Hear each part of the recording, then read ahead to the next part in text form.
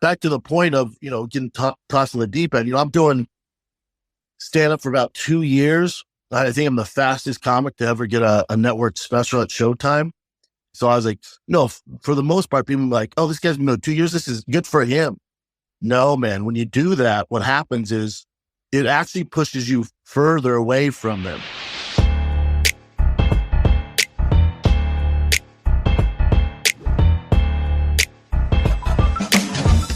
We're live now. Brendan Schaub, what's going on? I'm Sam. This is Shaan. We just get right into things, but Shaan and I have been huge fans of you for a long time. We're both huge UFC fans. We go to a bunch of those shows. Been watching you on Fire the Kid for a while. Then the show with Theo Von.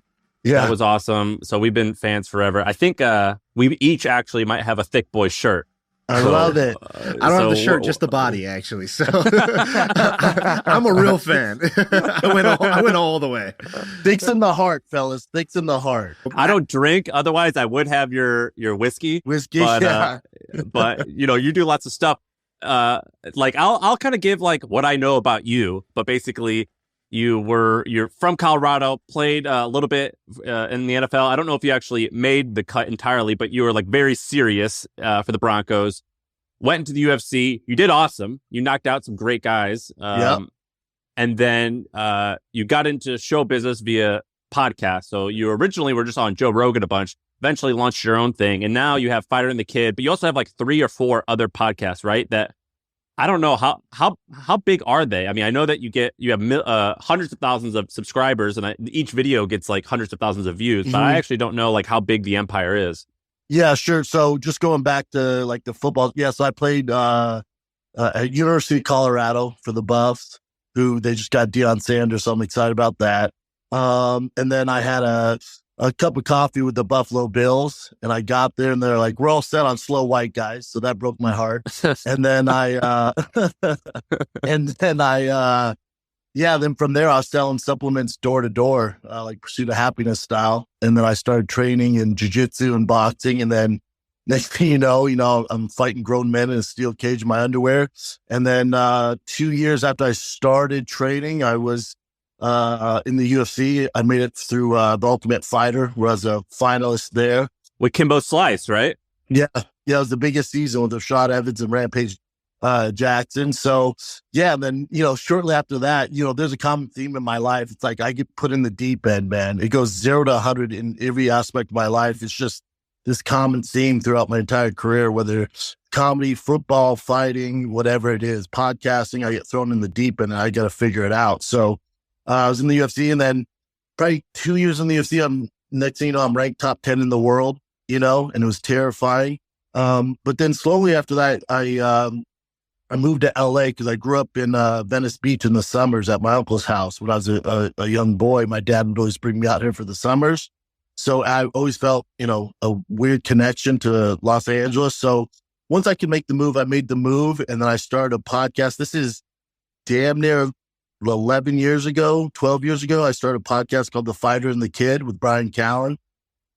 And yeah, that thing took off. And then now, fast forward to 2023, I own a podcast network. So the Thiccc Boy Network, where we have, probably around 7 shows, So yeah, so between The Fighter and the Kid, The Schaub Show, Food Truck Diaries, Fight Companion, The Golden Hour, it's going well. It's a lot of work.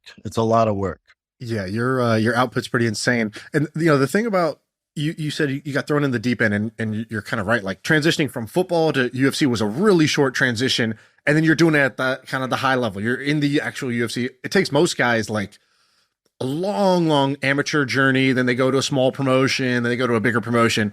You kind of fast track that, and then in comedy you did the same thing, where you kind of went from I'm a UFC fighter to I'm a comedian to I got a special on Showtime really fast. And I think there's probably, I don't know how you think about it now, but there's good and bad with that fast track.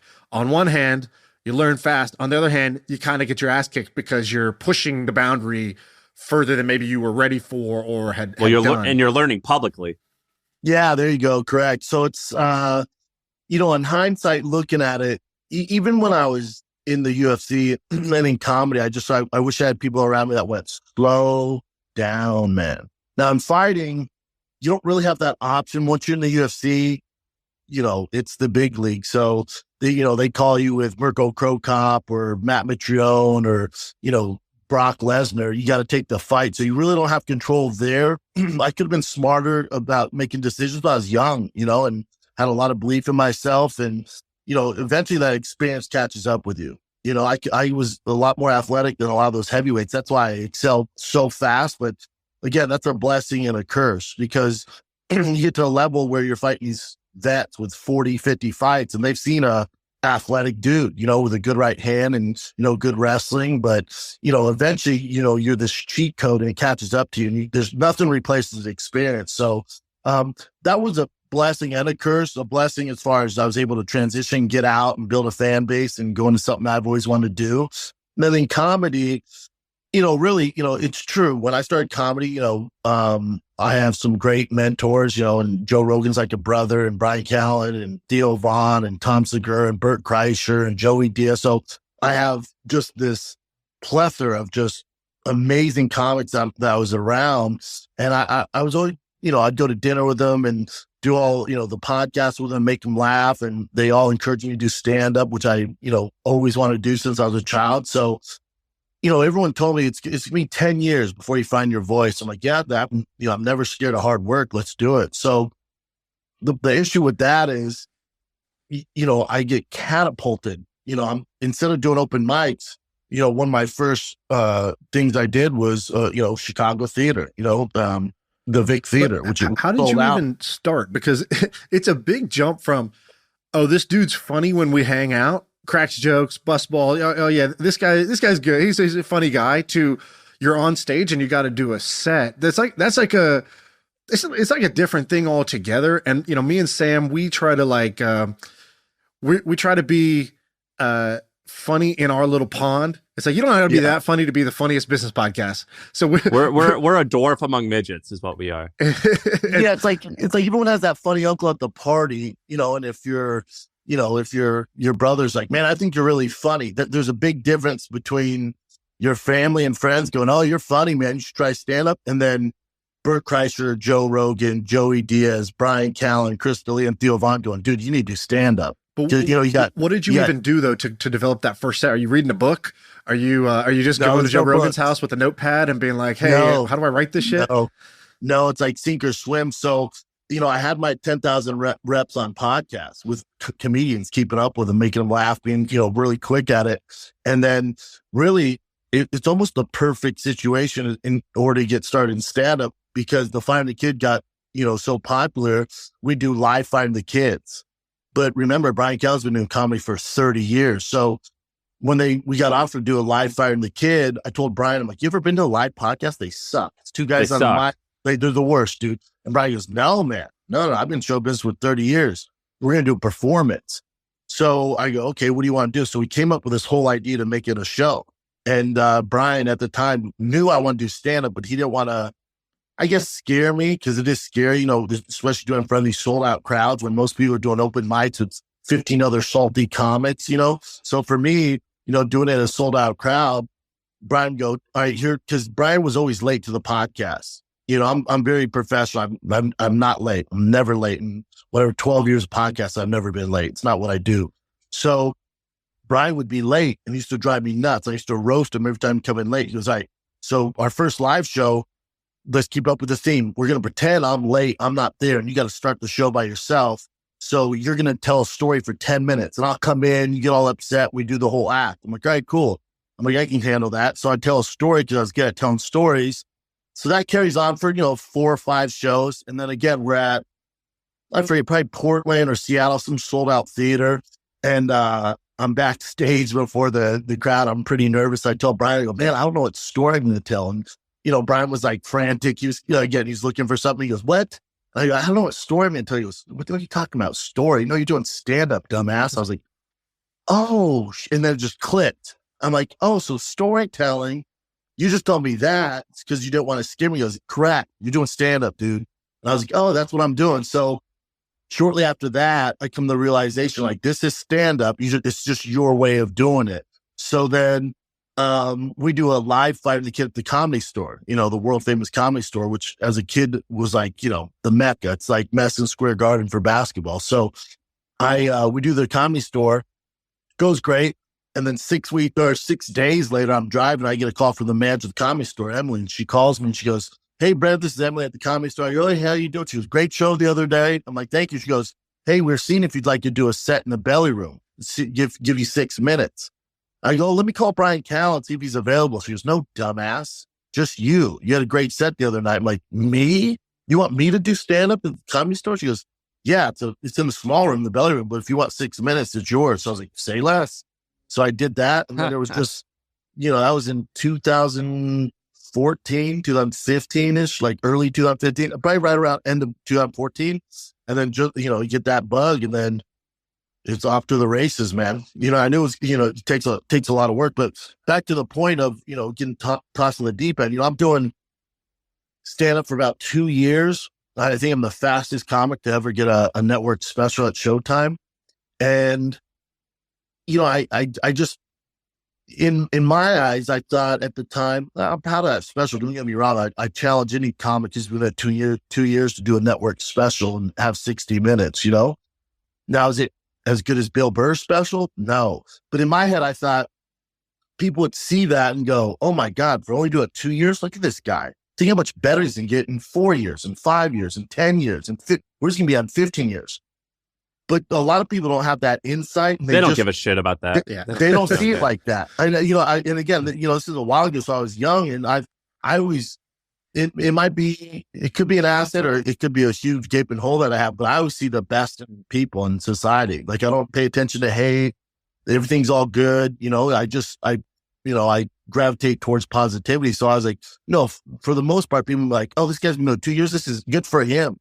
No, man, when you do that, what happens is it actually pushes you further away from them. I thought it would bring me closer to being legit and be like my peers. No, it pushes you farther away because a lot of those guys that I mentioned earlier on, and even outside of those guys, a lot of famous comedians, it took them 15, 20 years to get a network special. So there's a lot of, it's not even jealousy. It's just like, it rubs people the wrong way. And I didn't see that coming. I got to be honest. And I don't think really anybody did, Right. But it is what it is. You do that and you move on and you just keep grinding and you go to the next one. So, it's been interesting, man. It's been really interesting. I learned on the fly. I also learned the hardest way. That's the only way I make changes. I learned the hard way. So, I wouldn't change anything. Things are pretty good. Are you the CEO of the network now? I mean, how Yes, are sir. you? So you're having to be the talent and you're running the business? Yeah, heavy lies the crown, man. So I grew up in a business-minded family. My dad's an entrepreneur. He's always been business-minded. I have a double major from University of Colorado in sociology and business. So I always gravitated towards business. And, I worked for Showtime for 6 years. I built their entire, podcast branch, which is crushing it now. And shout out to Brian Daly. And, at the end of 6 years, so this is December last year, 2022, 6 months prior, they offered me another 6-year contract. And I was just looking around and Showtime was great to me. I was getting a salary and, they're reaping the benefits. And it was good for both sides. I just thought, man, I feel like I could do this on my own. I am an entrepreneur. I feel like I see what they've built and, and I've helped them out a lot. They've helped me out a lot. I feel like I can invest in myself and do this on my own. So I turned down the contract and was like, I'm going to do it on my own, start Thiccc Boy Studios. And I owned all the IPs to all the shows that I started with them. So I brought that over. And it's just, in hindsight, I didn't really know who to talk to. Nobody in my lane kind of has done this where you leave a major network in podcasting and bring it over on your own.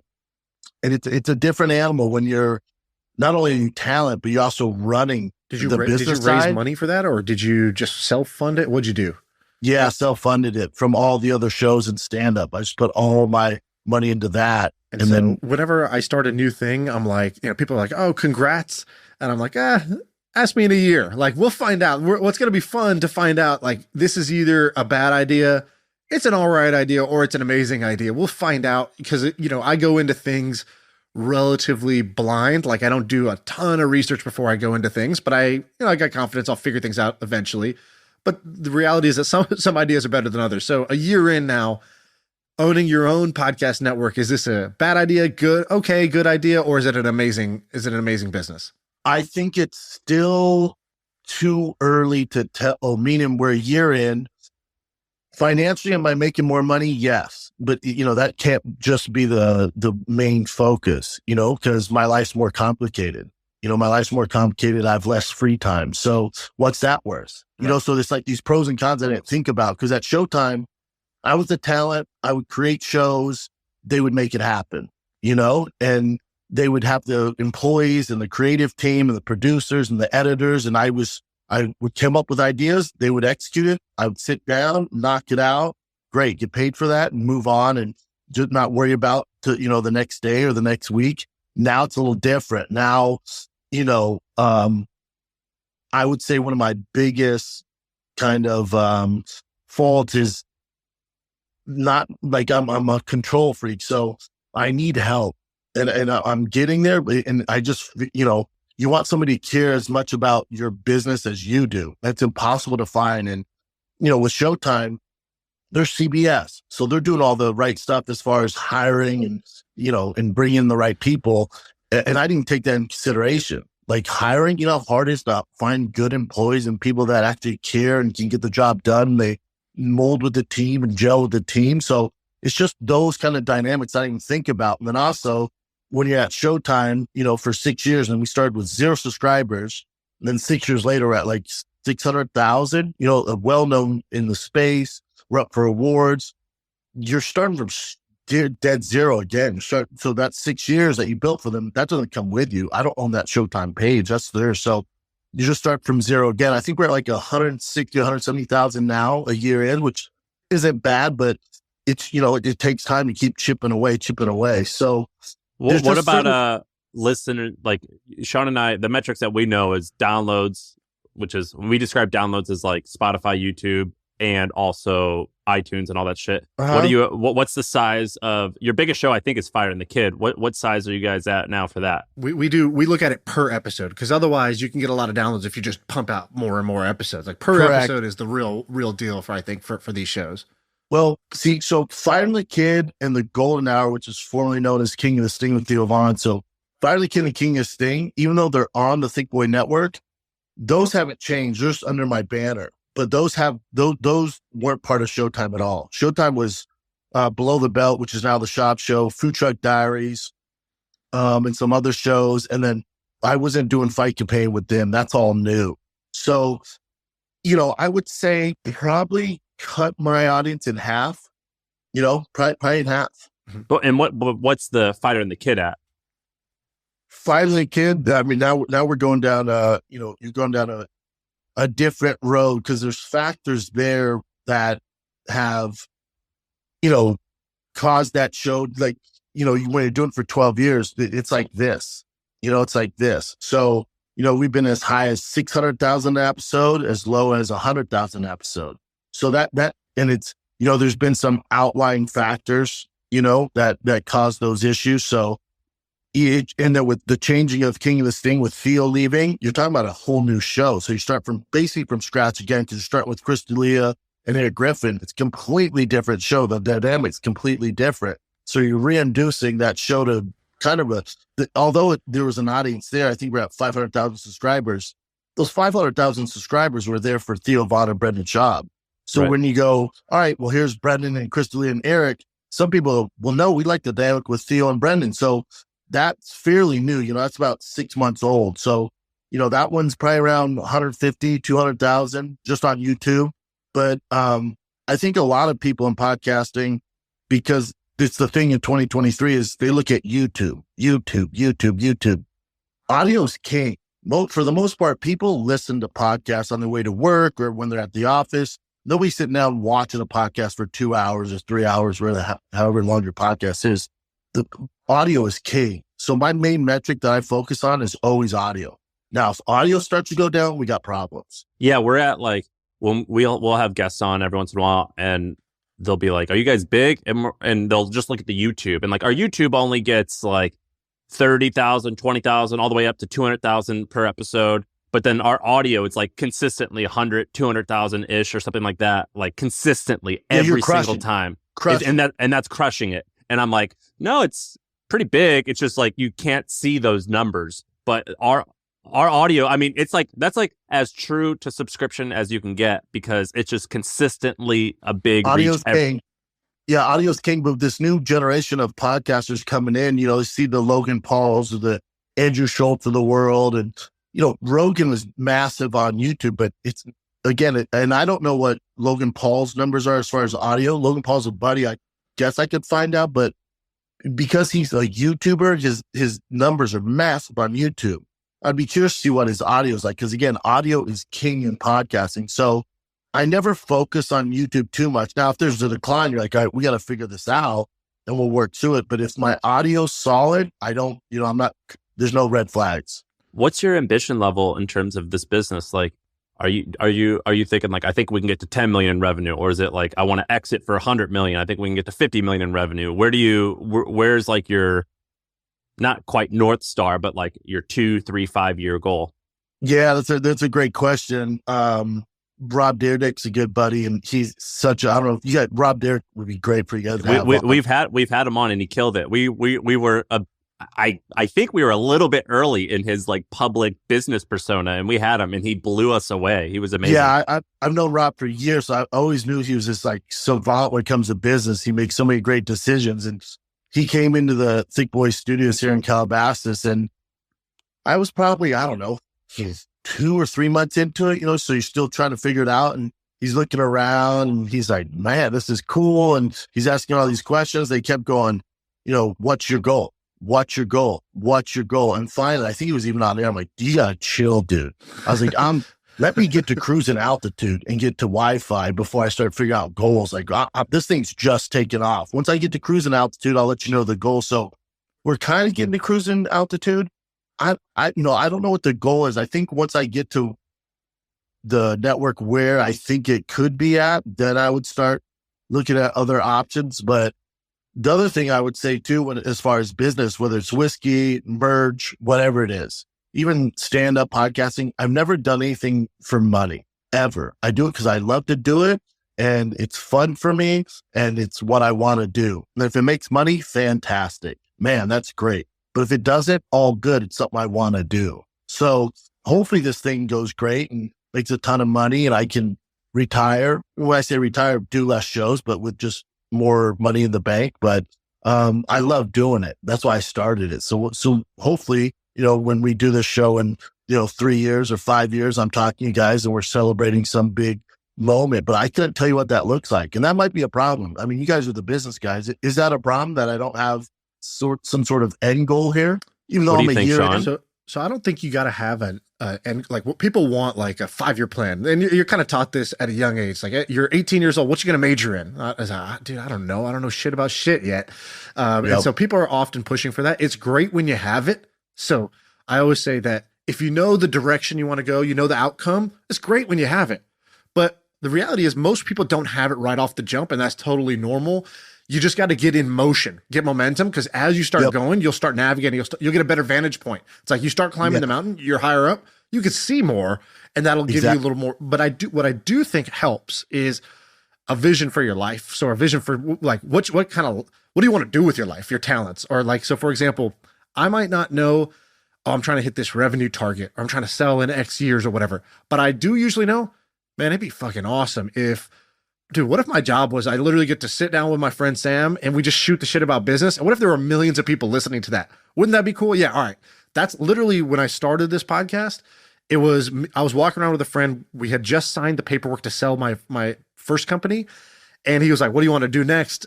And in Silicon Valley, where I live, there's only one answer. I'm going to start another company. It's going to be bigger and badder than the one before that. There's only one socially acceptable answer in Silicon Valley. It's like in Hollywood. If you're not trying to make it, what are you doing here? And so, but I gave him the honest answer. I go, you know what? I think what Tim Ferriss does is awesome. It seems like that dude gets to wake up, just be curious about shit, run experiments, learn about things. And then he just takes the coolest stuff he learns. He just gets to talk about it. And a million people have him in their ears. and he gets to influence 1 million smart people by sharing little nuggets. I go, that would be awesome. I want to be in a million people's earballs. And that's just what I kept saying. I want to be in 1 million people's earballs. And he was like, dude, I never even heard that word, but like, he goes, that's like a vision for like what would be an awesome life. So I think that sometimes you don't have to have the number, but it is cool to have man, that'd be awesome if my life was X, or if I was able to do X. I remember talking to, you guys know Justin Kahn. So Shaan actually sold his company to Twitch. Justin Kahn's one of the guys who started Twitch. You know, they sold it for $1 billion. I was talking to him backstage one time, like 2 years or 3 years after the sale. We were at an event I was hosting, and he was like, I was like, what are you gonna do next, Justin? And he goes, 10 billion. I want to go after 10 billion. And it didn't work. It didn't work out for him, by the way. It didn't work out. And like I remember I read like this blog post where he was like, I was motivated to like outdo what I did before, partially out of like, it was like rage, like out of rage and out of like a chip on my shoulder, which is actually, I think, great fuel. But like I was in it for the wrong motivations, and it didn't work out. But something Shaan has said that I said it differently, but he said it better, which was ABZ, which is like, I like to do this all the time. I'm like, all right, step 1 is A, step 2 is B. I don't need to worry about anything else in between that. But step Z is like one day, maybe one day this becomes $1 billion company. But let's just focus on getting to $1 million in revenue, or let's just focus on like paying the rent. And then after that, maybe we could hire a handful of people, and then I'll figure out the rest. But maybe one day it could become this. And that's like a fun way to like, that's like a fun North Star to like help some decision making. It's also very motivational. You're like, I'm doing this for this reason to reach this many people. Pressure. It's also less pressure where, I think having that entrepreneur spirit that I was born with from my dad, you guys, it seems like you guys have the same thing too. You'd have to be the success you've reached. I never stop and smell the roses ever. It's always what's next? What are we going to do next? And what makes this successful, and this next thing, the next thing. And in my sports career and even in comedy, I've never just stopped and, smelled the roses. I'm constantly pushing. I don't know if that leads to a happier life. I think sometimes you need to check and go, if you're doing, it's all good, man. If nothing changes, your life's pretty freaking great, man. If you just stay here, it's all good. But I wish I was more like that. I don't know what else I could get that would make me happy. I guess if if I'd have to fly commercial, my life would change. That'd be great, But outside that, like things are good. Fly private? You mean? If I didn't have to fly commercial, I hate flying. But I see you got the nice 911s, you got the cool Ferraris. I mean, you got the toys. Yeah, private's a nice next step. Yeah, if you would have told 10-year-old Brendan, some of the stuff he'd be doing, some of the stuff he'd have, you'd be like, holy man, this is insane, dude. Good for you. You made it. But I don't feel like that. We always talk about that on the pod. We say, a lot of people ask, like, what advice would you give your 21-year-old self or your 15-year-old self? And we ask the opposite questions, like, what would our 15-year-old self say to us now? If it could look at our life now and be like, dude, you're unhappy? Look at your shit, man. Like, are you joking? You got to marry her and you get to do this every day? Like, you better be smiling, bro. Like that's what my teenage self would be telling me right now. And that's almost a good reminder. It's like I always say, dogs and kids got it figured out. And I want to be more like, I want to learn more and be more like my dog and my kids. Cause all day is play. Everything is good. They're happy. They're grateful. Like we get things screwed up when we get older.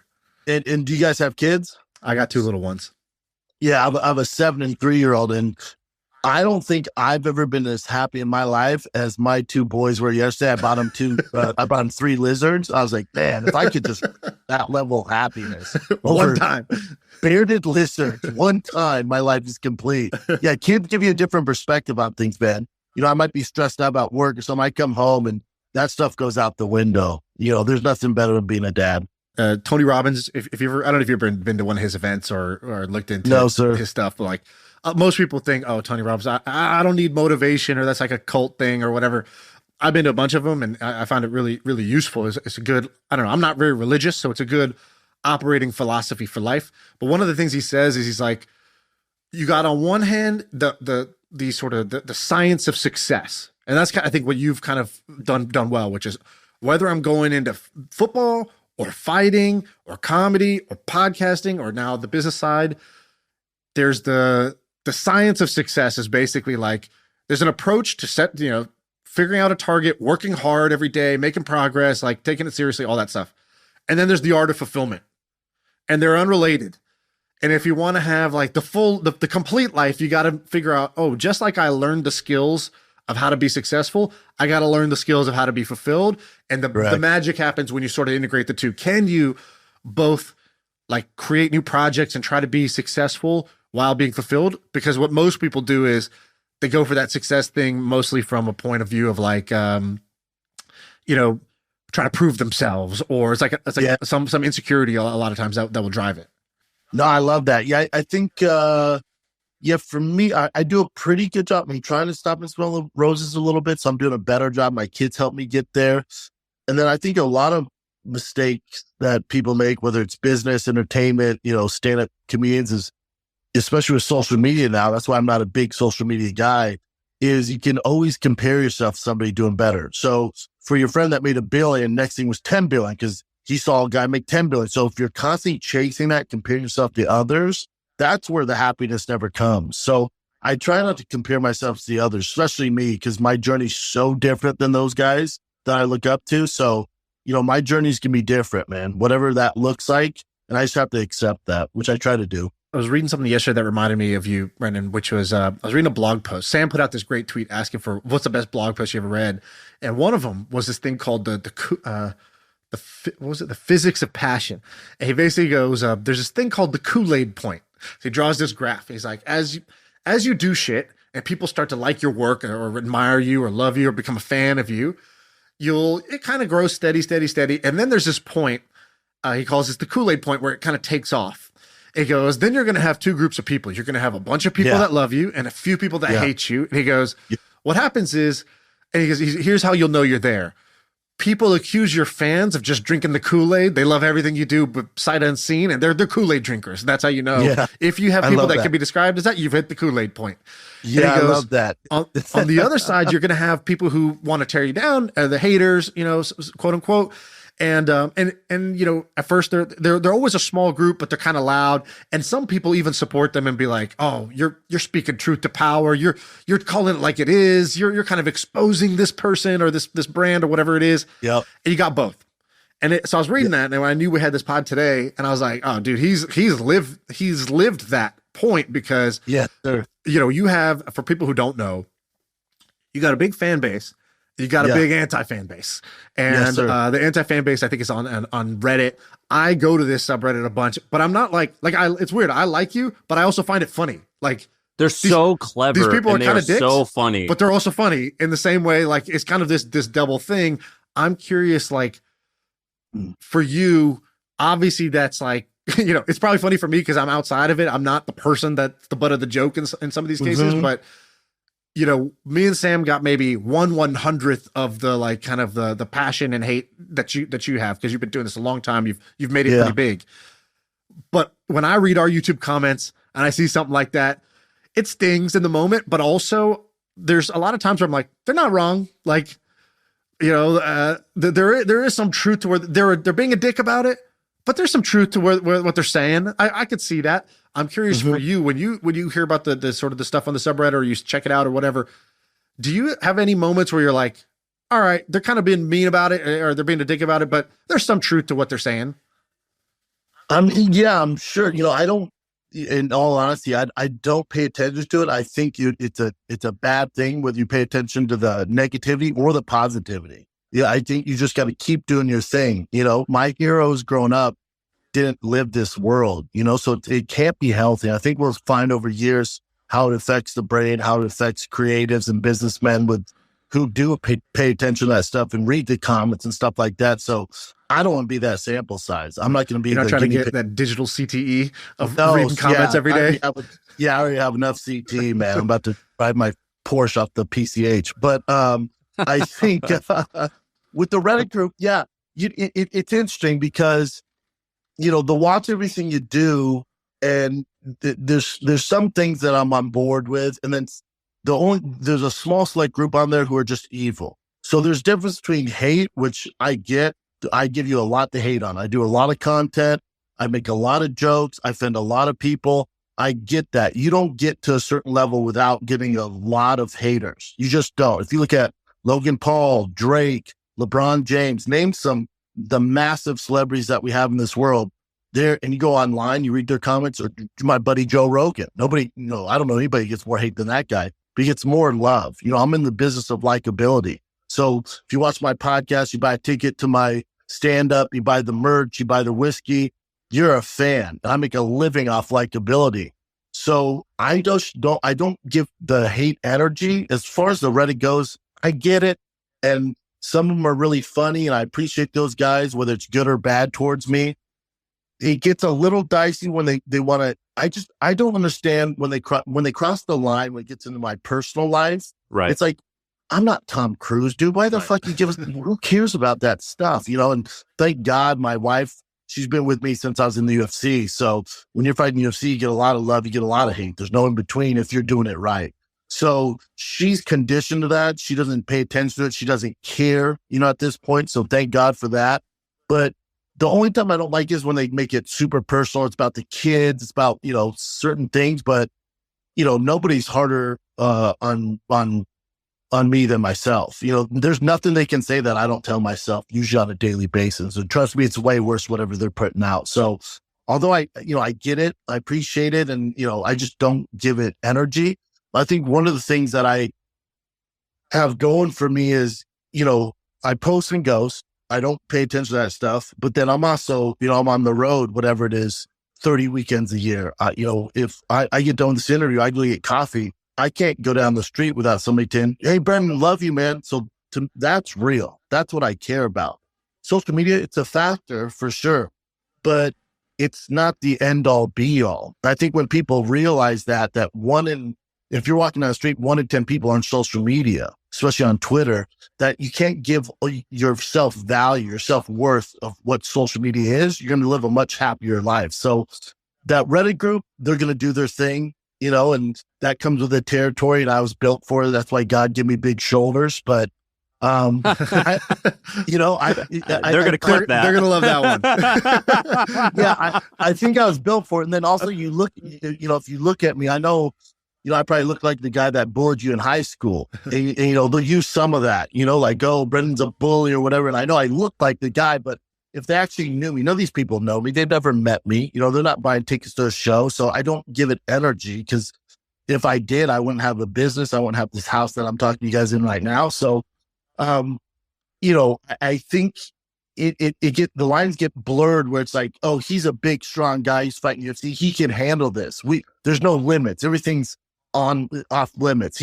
There's nothing off limits. We can go as hard as we want him. It's like, it actually hurts my feelings, man. It's actually not cool, but jokes, I'm all for. I'm all for, man. I'm a professional comic. We roast each other. We do our thing. So if it's funny, it's witty, fire away. But when you start going towards once you start going towards the personal side, well, then you've crossed the boundary, And now also, if you want to have this conversation in person, you want to offend me, we can do that. I can do that. We can see how it goes for you. But that's never happened. As long as I've been in entertainment, I've never run into anybody that said something to my face. So I get what they're doing. If it's funny, it's witty, and they're going to do their thing, I actually appreciate it. But when you cross the boundary and you disrespect me a different way, that's where I have an issue with it. When I say issue with it, it means it hurts my feelings. I'm not going to do nothing to you. I'm not the bully you expect me to be. And then also, I think that subreddit has crossed the point. Not all of them. Some of them are actually just funny and they're fans and they just show it in a different way. And I understand that at my age. But, a lot of them have crossed that boundary where, they hide behind this keyboard and they want to do evil things, which I don't understand. To me, it's like, and for what? For what? Because I do stand-up? You don't have to buy a ticket. Because I do free podcasts? That triggers you? Right. Well, you don't have to watch. So I'm just cut from a different cloth. I'm just a positive person. Now, there's some podcasters that will lean into it. And if there's beef between comics, they'll lean into that. And they like that controversy and that drama all the time, like it's Real Housewives of LA. And I would probably be much more famous and much further along in my career if I entertained that.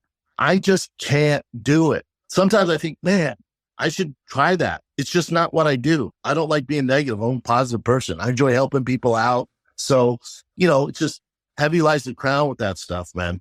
You were saying how when you moved That was to a LA. long rant. I apologize. No, it's good. Where there, someone's going to clip that. Some hater will clip that. Hopefully, but somehow, hopefully, that hate pushes us forward somehow. But you were talking about moving to LA and how that was like a big change. You basically, like, Shaan and I both lived in San Francisco when we started internet companies, and like having a crew. We were in each other's crew. And we had a handful of others where you like succeed together. That's like the greatest thing ever because it's A, it's fun, and B, it's actually useful. Like you piggyback off each other and you motivate one another, and you actually like you invest in each other, whatever. It's like practical. You're in this cool world. It's like you, Bobby Lee, Theo Von, Crystalia, Andrew Santino, Andrew Schultz is a little bit outside of that, but somewhat inside of that. Joe Rogan. Yeah, you got this like crew, and like it doesn't like 10 years ago. There was Rogan, but there weren't really like a lot of like comedy YouTube channels like or podcasts. But right now, like if I go on my YouTube app, like it's basically like a Theo Von or Brendan Schaub clip, like constantly, or like the clip of Bobby Lee telling the story about the Down syndrome thing. That might be the most viral clip in comedy podcast history. It's hilarious. Yeah, it's so funny where he talks about getting molested by a Down syndrome guy. It's one of the funniest. I mean, it's so like I can't go on without seeing like a funniest bits from whatever. Like, and it's like someone in your crew. What's that like behind the scenes? Like, are you guys? Is this like a like Shaan and I, sometimes when we want to get like popular on X, Y, and Z, we're like, hey, can you like this? Can you share this? Yeah. Or, hey, do you want to come on my thing? You come, like, it's somewhat organized, somewhat. Or just sharing, like, sharing, being like, yo, I'm doing this and it's working. Like, yes. What's that like? You know what? You have like a group text when you're like, hey, Theo, like, I've found that like this type of like, because you guys, and then by the way, I don't know if we told you this. If you go and look at when we first started MFM, My First Million, we just bought the same fucking red sofa lounge chairs that you had because I love it. Because I would see those on the thumbnail, and I'm like, oh, that red pops. Like it makes you want to click it. And I noticed that you and Theo, particularly you, I bet you probably started it. You have these like pretty eye-catching studios. They're not like particularly fancy, but they're just like an eye-catching, and you're changing them constantly. And I've noticed Theo does the same thing. He's constantly changing the set. Same with Andrew Schultz. Are you guys like sharing all these tactics? Like, when we're doing this, it's working, or like, here's how much we're paying for blank, or like, you guys, let's pump each other around this thing. Yeah. Going back to kind of the whole, like, kind of, it was almost like a team, and the team captain, all this starts from Joe Rogan. So before I hit the comedy. But he doesn't give a shit about any of that, does he? He just does whatever the fuck he wants, and sometimes it works. He does whatever he wants, and he's the leader of the pack, but he's also the reason why we embrace each other. And, 5, 6 years ago, 7 years ago at the Comedy Store, it was the Comedy Rat Pack. And we were the Rat Pack, and we were the guys, and every show was sold out. Our names on the marquee. And Rogan, there was kind of their structure. Like, we don't tear each other down. We support each other. And I heard Isaiah Thomas say this when he went on my boys podcast, All the Smoke, with Matt Barnes. Isaiah Thomas said this, and it really resonated with me. He was on there. He's talking about Michael Jordan, and he goes, clearly I'm not a black man. I don't know if you guys know this or not, but I'm not black. But it's actually not that clear, by the way. You could be. You could be. No one knows what I am, dude. No one knows what I am. If you told me you had a little in you, it wouldn't be surprising. It's not that clear, actually. Earlier, when you said Denver or Buffalo Bills didn't want slow white guys, I was like, yeah, so you're in. Yeah, so you made the team, right? Yeah. Wait, you tell me you're not Aaron Hernandez? No, but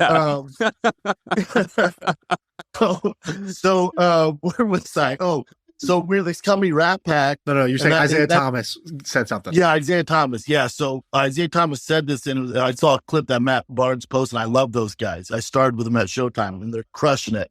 But Isaiah Thomas, they brought up Michael Jordan, and Isaiah Thomas has issues with Michael Jordan. And Matt Barnes goes, we'd love to have him on.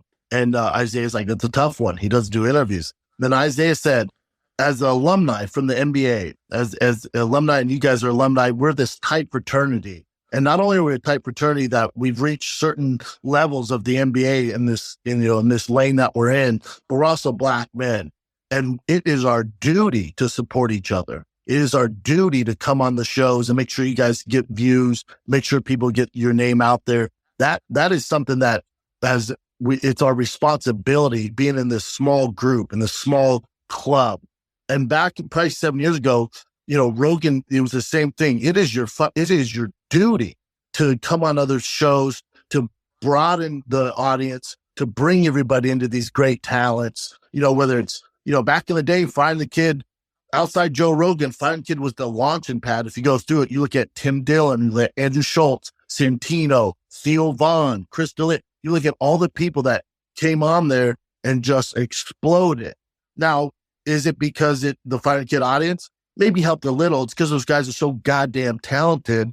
And once people saw who they were, they out-succeeded Find the Kid. They've blown the roof off things now. But if you look back on Find the Kid, and I take so much pride in joy in that, where we had these guys on before they were massive.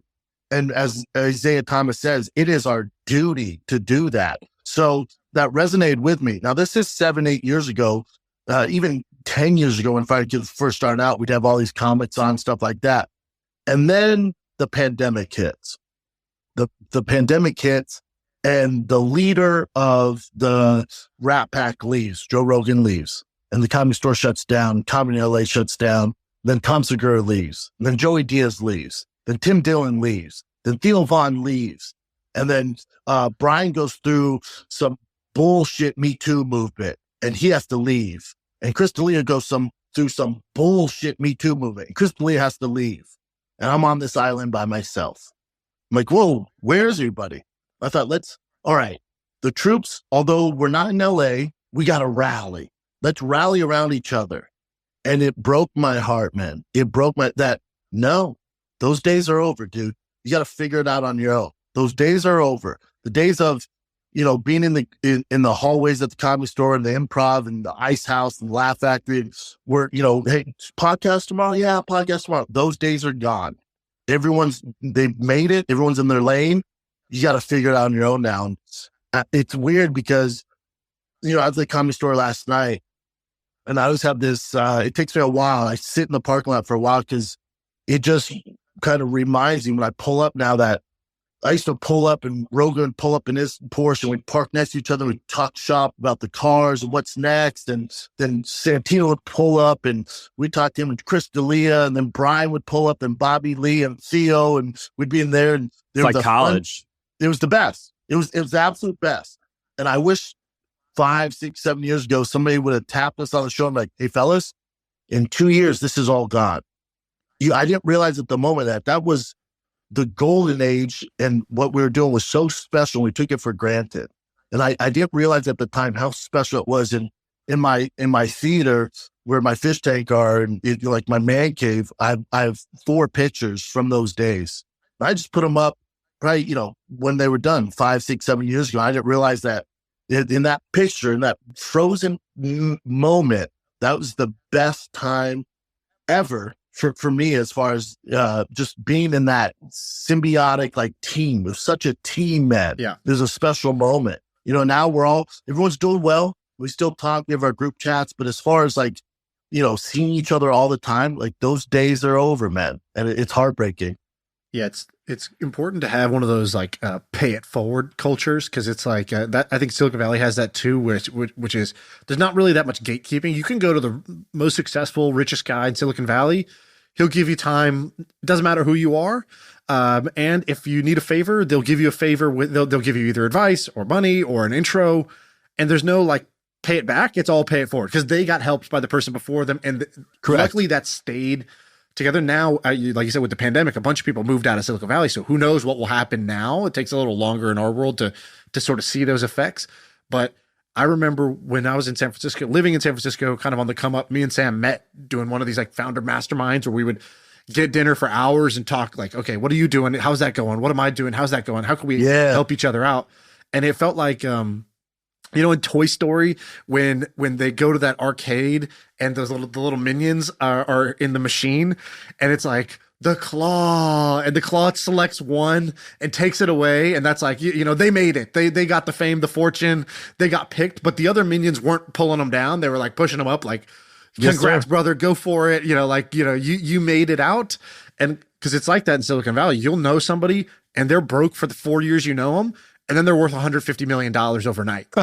And then you're like, oh, the claw picked you and you won. Yeah, the claw got yeah, you. the claw, which is Mark Zuckerberg buying your company, happened. And like, it's the same thing in entertainment. Someone hits a breakout point and now they're famous. They made it. And there's a question of like, do you just get left in the dust? Do you resent people when they're happening? Or do you realize that the rising tide lifts all boats and you really want to be in that rising tide type of in just a side note here in San Francisco now, pay it forward. Yeah, that's great. You gotta worry about getting stabbed out there. Right. You know, forget starting an app. Will your friend watch your back? Literally, like you got to actually watch each other's back physically. Just survive the day. You know, paying it forward is carrying a gun so your buddy didn't get stabbed in the neck. Yeah, it's insane. I was going to ask a slightly different question, but I saw a few interviews that were cool. One, it was Donald Cowboy Cerrone and then Chael Sonnen. And I think actually Michael Bisping said the same thing where they were talking about like in the locker room before they fight. And they're like, I think it was Chael. He's like, people think that like we're tough guys and like maybe we kind of are, but like every single time before a fight, I think my last one should have been my last one. What am I doing? I hate this. And then like Michael Bisping, who's like a cocky dude and like is very confident, he was like, this is the worst thing ever. And then I think Cowboy Cerrone was like, I throw up before every fight. I'm so afraid. And then you had a really cool thing where you're like, I just beat up Crow Cop. So if you don't know anything about UFC, Crow Cop is like one of the goats of MMA and he's scary as shit. Like he's like this Croatian dude, but like you think he's like a scary Russian RoboCop type of guy. Yeah. And you knocked him out. And I remember, like you said, you're like, I knocked him out. And backstage, I went and said, like, thank you or something, or like, you know, like, good fight. And he like had ice on his head. And you're like, what the fuck am I doing? I don't want to like do this for my life. I don't want to be 40 or 38 or however old he was when you beat him up. But what's that like backstage? The 15, 30 minutes before you're about to go fight to the death in your underwear in front of a million people. Yeah, I think I don't know if I might have been one of the first fighters to ever say that, you know, but a lot of guys, they want to give off the persona that, oh, we're these warriors. It's like Gladiator. We can't wait to get out there. But I'm telling you, and I won't mention names. I've seen dudes cry backstage. They don't want to go out there. I've seen their coaches slap them. Like, you have to go out there. It's just, I just don't think it's natural. You know, I think it's a level of intelligence of your body and your mind going, hey, you're about to get hurt. Do not go out there. So the anxiety's through the roof. And every fight, I was like, what am I doing, man? I was like so disappointed in myself. And then once I hit the cage, for most of my career, I was okay. I knew it was time to get out when I hit the cage. I'm like, dude, don't get hurt. Get out of here. You got so much more to do in this life. You cannot, you know, suffer a concussion. We have got to figure this out. So, you know, I think there's truth and honesty for most fighters where it's like, it's terrifying. To me, it was the worst gig in the world. The highs are the highest in the world. The peaks are the best. The valleys are the lowest there can be in professional sports or maybe in life. It's a tough gig, man. You know, so I think the more fighters talk about like, hey, we're human, man. And it is scary going out there. And I think the more fighters talk about it, the more people can relate to it. Because most people, if tonight or today after this podcast, you go to the coffee shop and you're getting your coffee and some guy goes, you have some altercation. The guy goes, hey, man, tomorrow at 1 p.m., you and I are fighting. You're like, oh, I guess we got to fight. Imagine the anxiety you're going to have that night, that morning, walk in that coffee shop. And that's fighting Billy, you know, from in San Francisco, who's going to, you know, fight you over coffee. And he probably doesn't have skills. Now, heighten that times 1,000. Not only do you know exactly when you're going to get in a fisticuff, but the guy happens to be, I don't know, top 10 in the world at beating people up in your underwear, and everybody's going to see it. You know what I'm saying? It's human nature to be like, this is not healthy. Dude, this podcast and just our friends, it's been cool to like see some of our friends become worth hundreds of millions or even $1 billion. And it's cool because we'll talk to them like just hanging out and they'll be like, I have to fire this person and I'm so afraid to do it. Like I haven't done it in like 8 months. Like I'm afraid of the confrontation. And what that does is it like normalizes fear and you're like, oh, therefore I can do it. And I remember like thinking about like Khabib and I'm like, dude, this guy is like Terminator. Like he doesn't show that much fear. And then I saw some of these other tough guys like say like, oh no, like it's miserable. I've always wanted like a Conor or a Khabib, like some of the most outspoken, confident guys. I want to hear them say like, I'm about to piss my pants, because whenever I hear that, I'm like, that's fucking gold. I could do anything. If this guy's afraid, which I know they are, even if they don't say it, I know they are. I think there are levels to like, it does seem like there are some guys like a Habib or something like that where they're more stoic than others, but there's always self-doubt. And I think it's really cool when I see some of these killers like actually say that. It gives me it oddly gives me hope.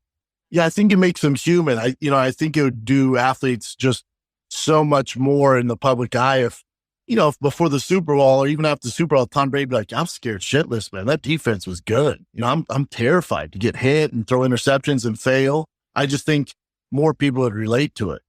Were there ever any athletes that you know of or hung out with, MMA guys or boxers, where they were built different, where they're like, this person's looking forward to a fight? Or do you think unilaterally it was? No, there's people where, ignorance is bliss, right? It's like there's guys I trained with and I'd be 2 weeks out from the fight, and the camp's tailoring down. I'd be like, oh man, the fight's in 2 weeks, man, Saturday. And the guy's like, I know, exciting, right? I'm like, no, dude, this is terrible. But there's certain guys where they live for it. There's guys like the Diaz brothers, even though they said that they hate fighting. I think there's some guy like a Cain Velasquez. There's certain guys that just thrive in that. Justin Gaethje, who they just love the violence. There's nothing. They were just born warriors, and they're not thinking about businesses or, 10 years down the road or 15 years down the road. It's just, they were meant to do this, and God bless them. You need people like that. God bless them. Even if you're not into UFC, if you're listening to this, go and look up Justin Gaethje post-fight Michael Chandler on YouTube. He says this amazing thing. He goes, I was born in the wrong era. I should have been a gladiator so I could kill this person in front of all of you because that's what I'm built to do and that's what I love. I'm Correct. Here to fight to the death. And I heard that and I'm like, there's two different types of humans. I'm one and he's the other. Yeah, it was just crazy. True. And I think, I think for me, it came to realization because I've known Justin Gaethje since he was in college. I used to go up to University of Northern Colorado and wrestle to get ready for my UFC fight. So I saw Justin at a young age. He's always been like that. And again, when I'd be in the locker rooms or we'd be in the training camps and those guys would talk like that, don't get me wrong, I'm built like a warrior. Like you would look at me, and I think that's one of the reasons I get hate from these guys. They think it's okay to treat me the way that they do because, I look like a gladiator. I'm this big dude with tattoos and cauliflower ears. But really, push come to shove, I'm the guy behind going, and we're like running the field. Like, I don't want to be in the front fucking lines, man. That's not what I want to do. So I get the treatment of these warriors, but really I'm the guy in the back playing the trombone, holding the flag, making sure I look good.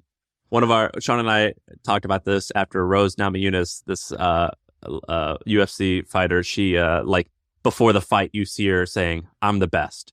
I'm the best. I'm the best. And it doesn't matter if you like UFC or not. It makes you cry because you're just like, there's so much, you have to talk yourself up to this. And it's just so motivational, inspiring, cute. I don't know what you want to call it, but it's awesome. It's one of my favorite moments of seeing her say that. And then afterwards, Joe goes, I saw you saying you're the best. What's up with that? And she goes, because I am the best. And that's her convincing herself that she's the best. It's so good. So much self-doubt. And it's just like, no, you're the best. And I'm assuming she worked with a mental coach, which I did too when I was fighting. You work with these high-level mental coaches. They tell you that you fight the negative thought in your head with a positive. And you say it out loud. So that's just her freaking trying to keep the demons at the door. Go, I'm the best. I'm the best. What I love about this podcast is usually when people bring up fighting, for me, it's a nightmare. It's a nightmare. Especially if I'm doing a show outside, whether it's a Comedy Central, if it's a TV show, they talk fighting, usually they have no clue about UFC. Even you brought up Rose, you brought up Justin Gaethje and the Michael Chandler stuff. Thank God you guys have an insight into the UFC, current UFC world. I'll do some shows and be like, so what's your take on Chuck Liddell and Tank Abbott? You think that's still going to happen? I'm dude, they have Alzheimer's, man. They're not in it anymore. How is Conrad McGregor doing? Yeah. No, man, we're super fans. That's why it's cool to hang out with you. I've talked to Michael Bisping, Ben Askren. We've had Ariel Helwani on, your boy, which I know you guys had a spat. We've had who else? A bunch of people in that world. It's always fun to talk to you guys because even though like the intensity level that you're doing, it's like literally life and death. Starting a business is like a percentage of that, but it's like, I can't do this. I'm freaking out. I don't know how to do this. Like you constantly feel like inferior. Oh, there's similarities with all of it. With all of it, whether you're a UFC fighter or you're an entrepreneur, there's similarities where you bank on yourself and it's on you. And the peaks and valleys are insane either way. So there's takeaways from both sides. You know, they definitely overlap. You know, you mentioned Ariel Helwani, right? And there's that, and I think it's a fan thing. You know, I've had spats with over the years. It's just going to happen. I don't really entertain it. But I have no animosity towards Ariel. You know, I'll do interviews, whatever it is, and I go, so you and Dana don't like each other. No, I have no I don't dislike anybody. You know, I think that might be one of the reasons too why the haters, they can't stand it, because they want that drama. They want something to feed off of. They call it feeding the trolls. I just don't entertain that. I think that is, you know, upsets them. It's just not what I do. So when Aaron and I were having our thing, man, I made a mistake. I was on the fight campaign. I said some things I shouldn't have said. He was rightfully so to get upset. So he went on a show and did his thing. All good, man. That's how it goes. You know, I take accountability there. That's on me. But Ariel's the best journalist we have. I listen to his show. You know, I have no issues with Ariel. With Dana, man, if anything, I probably should be giving Dana 10%, because when he made that deal with Reebok, it, you know, at the time, I was a young man. At the time, I took it personal. I thought it was a hit against me. And it put a chip on my, when I say chip, I had an entire Pringles can on my shoulders. And what you're talking about is before you could put any logo you want, then he made a deal with Reebok, and it's just, they are the guys. Yeah, I lost, probably $100,000 a fight. And, you know, and I took it personal. But being a business owner now, Dana wasn't when the Reebok deal came, like, man, how's this going to affect Brendan Schaub? No, dude, I'm one of the elephants in the circus. You got to do what's great for all the elephants, not just me. So I was, you know, a bystander and a casualty of that deal. It just didn't work out in my favor, but that pushed me faster into what I was supposed to be doing. So Dana actually helped me out. I have zero issue with Dana. Huge fan. But I think fans, some people, for whatever reason, they can't get over that. It's like, well, no, he screwed you over, and look, and you have to retire, and he did this. I'm like, no, he did me a favor, guys. That was 12 years ago. It's all good. He's doing great. He's worth more money than God. I'm doing pretty good.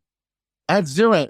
If he called me today and was like, hey, man, we need you to do this, no doubt, I'll help you out. No problem. Well, dude, you're the man.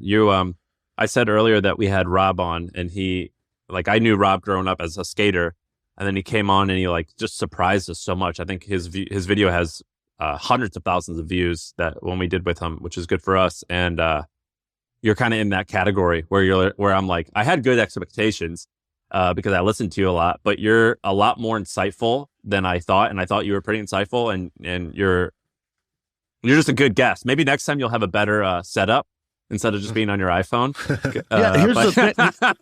So here's the thing about that. So I don't own a computer. My company, like Thiccc Boy Network, has 12, 15 computers. I'm like that I'm that anti kind of technology guy. I don't like. That seems good for a internet company owner. I know, right? More. Yeah. Can you tell I'm going to fail by next year? No. So yeah, we did the same with there's a guy, Marc Lowry, who bought the Timberwolves. He's a famous entrepreneur. He's a billionaire. And he came on, he was doing the same thing. He's like, is this good, guys? He put his iPhone on a chair on top of his dining table. Millionaire, dude. And he stood up and he talked, and we were like, can you use your computer? Oh, I don't own a computer. And we were like, it hits different when a billionaire says it. It's like, and if somebody else says it, you're just like, man, what a schmuck. And then you hear him say it, you're like, this guy knows how to live. Yeah, he got it. He's not tied down by these fucking computers. He says it because he's got a person, he's got people, you know what I'm saying? He's like, I don't have computers, but I have humans. Yeah, no, I owe you guys. Next time we do this, I'll do it at Thiccc Boy Studios. Usually every Wednesday I'm in studio, but today, because yesterday I did 3 podcasts in a row, then a 2-hour meeting for this new project I'm doing. So I started at 7:30 a.m. And then by the time I got done with that meeting, I was home around 5, went and bought my kids lizards, fed them dinner, put them to bed, then rushed over to the Comedy Store. And I got home at 12:30 last night. So today's my first off day, and I don't know how long. And then tomorrow I'm on tour in Atlanta. Thursday, Friday, Saturday, I'm in Atlanta doing shows. So usually I'm always in studio and I have the team set up so it looks professional. So I owe you guys. But It's all good, man. I hate electric cars. I think they're a disaster. I don't like electric cars. I don't like iPhones. I'm about to switch to a flip phone. I just don't subscribe to it, man. I don't think it's healthy. Let's add a couple zeros to your net worth, and then we'll call it cool. But until then, we're gonna call I it. look like a tool. Right now, You're a fucking caveman. You're a caveman, but like maybe just let's add a few zeros, and we'll call you a genius. But until then, you're a Neanderthal. yeah. Until then, I'm just this broke guy doing it on an iPhone 7. Well, dude, thank you for doing this. You're amazing, and we appreciate it. Thanks for coming on. Yeah. Besides my setup, this got sad fast at the end. All right, that's the episode.